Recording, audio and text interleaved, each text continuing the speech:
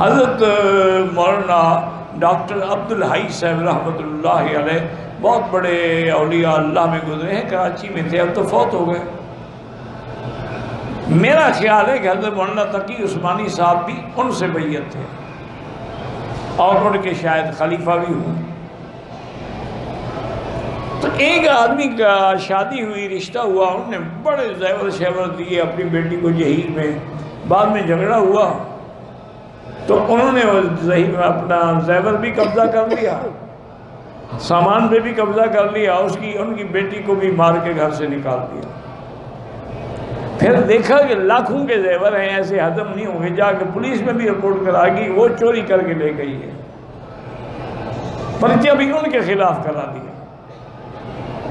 اب وہ بیچارے مقدمے بھگت رہے ہیں، تو حضرت مولانا عبدالحی صاحب کی خدمت میں گئے، انہوں نے کہا سارے گھر والے بس درود شریف پڑھتے رہو اور دعا مانگو۔ اب سارے گھر والے درود شریف پڑھ رہے ہیں۔ اللہ کی شان یہ ہے کہ چند دنوں کے بعد اس کا جو گھر والا تھا نا، اس نے طلاق بھی دی، اور وہ زیور لے کے ایک سنار کے پاس گیا کہ جی یہ میں نے بیچنے ہیں۔ انہوں نے کہا تم نے بنوائے کہاں سے تھے؟ انہوں نے کہا جی ہم نے کراچی سے بنانے کا، رسید لے آؤ پھر ہم لیتے ہیں، بغیر رسید کے تو ہم نہیں لیتے۔ انہوں نے کہا جی رسید تو تھی لیکن اب پتہ نہیں وہ ملتی ہے یا نہیں ملتی۔